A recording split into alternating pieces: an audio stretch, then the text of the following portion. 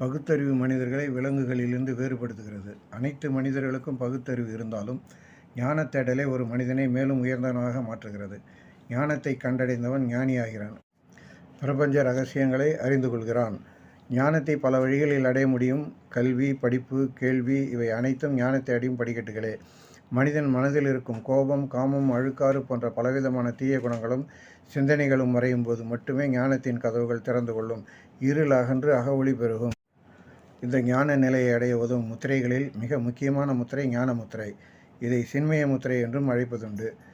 2 கைகளையும் கால் முட்டியின் மேல் வைத்துக்கொள்ளவும், சுட்டு விரலின் நுனியால் பெருவிரலின் நுனியை தொடவும், லேசான அழுத்தம் கொடுக்கவும். பிற 3 விரல்களும் வளைவின்றி நேராக ஒன்றோடொன்று இணைந்தபடி இறக்கட்டும். பலன்கள்: மனமும் சிந்தனையும் தூய்மை அடைகின்றன. மூளையும் நரம்புகளும் பலமடைகின்றன.